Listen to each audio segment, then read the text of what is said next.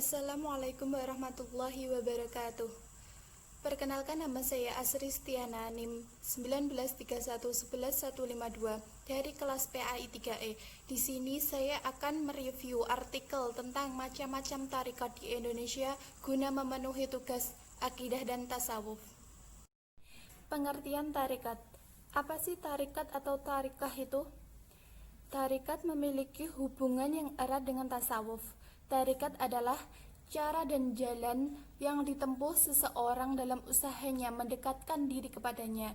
Dengan kata lain, tarekat sesungguhnya merupakan jalan yang harus ditempuh untuk dapat sedekat mungkin dengan Tuhan.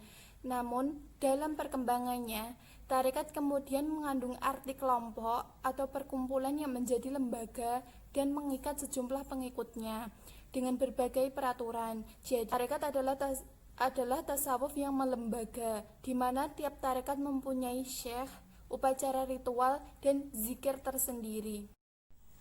Macam-macam tarekat. Tarekat di Indonesia ada 8 macam. Yang pertama, tarekat Hadiriyah. Yang kedua, tarekat Ziliyah. Yang ketiga, tarekat Nahsyabandiyah. Yang keempat, tarekat Khalwatiyah. Yang kelima, tarekat Syatariyah. Yang keenam, tarekat Sammaniyah. Yang ketujuh, tarekat Tijaniyah. Yang kedelapan adalah tarekat Hadiriyah wa Nahsyabandiyah. Apa sih tarekat Hadiriyah itu? Nah, Hadariyah adalah nama tarekat yang diambil dari nama pendirinya, yaitu Abdul Al-Hadir Jilani. Tarekat ini menempati posisi yang amat penting dalam sejarah spiritualitas Islam, karena tarekat ini menjadi pelopor lahirnya organisasi tarekat. Menurut Syekh Ali bin Al-Hayati, tarekat Hadariyah ini adalah pemurnian akidah dengan meletakkan diri pada sikap beribadah. Sedangkan Adi bin Musyafir mengatakan bahwa tarekat ini adalah tunduk di bawah garis keturunan takdir dengan kesesuaian hati dan roh serta kesatuan lahir dan batin, memisahkan diri dari kecenderungan nafsu serta mengabaikan keinginan melihat manfaat, mudarat, kedekatan maupun perasaan jauh. Yang kedua ada tarekat Syadziliyah. Syadziliyah ini diambil dari pendirinya, yaitu Abu Hasan Al-Zajili. Tarekat ini berkembang pesat di Indonesia, khususnya di wilayah Jawa Tengah dan Jawa Timur. Tarekat Syadziliyah tidak meletakkan syarat-syarat yang berat kepada syekh tarekat, kecuali mereka harus meninggalkan semua perbuatan maksiat dan memelihara segala ibadah yang diwajibkan, melakukan ibadah-ibadah sunat, zikir kepada Tuhan sebanyak mungkin, sekurang-kurangnya 1000 kali sehari semalam, istighfar 100 kali, sholawat kepada Nabi sekurang-kurangnya 100 kali dalam sehari semalam, serta beberapa zikir lain. Kitab Syadziliyah meringkaskan sebanyak 20 adab, 5 sebelum mengucapkan zikir, 12 dalam mengucapkan zikir, dan 3 sesudah mengucapkan zikir. Ketiga ada tarekat Nahsyabandiyah. Pendiri tarekat Nahsyabandiyah adalah seorang pemuka tasawuf yang terkenal, yakni Muhammad bin Muhammad Al-Din Al-Uwaisi Al-Bukhari Nahsyabandi. Dilahirkan di sebuah desa Hasrul Arifah, kurang lebih 4 mil dari Bukhara, tempat lahir Imam Bukhari. Tarekat yang berkembang di Indonesia adalah tarekat Nahsyabandiyah.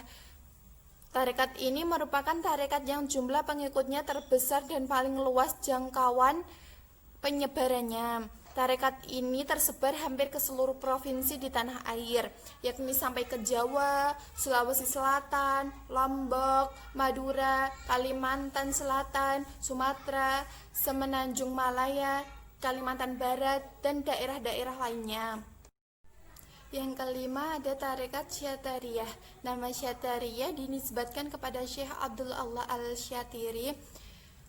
Tarekat Syatariyah ini berkembang di Indonesia, antara lain ada di Pamijahan, Tasikmalaya, Purwakarta, Ciamis, Cirebon, dan Kuningan, dan lain-lain. Hingga saat ini, tarekat Syatariyah masih bertahan di berbagai wilayah di Indonesia dan menjadi salah satu tarekat yang senantiasa memperjuangkan rekonsiliasi antara ajaran tasawuf dengan ajaran syariat atau apa yang disebut sebagai neosufisme. Yang keenam ada tarekat Samaniyah. Nama tarekat ini diambil dari seorang guru tasawuf yang masyhur, disebut Muhammad Saman, seorang guru tarekat yang ternama di Madinah. Tarekat Samaniyah adalah tarekat pengikut massal di Nusantara.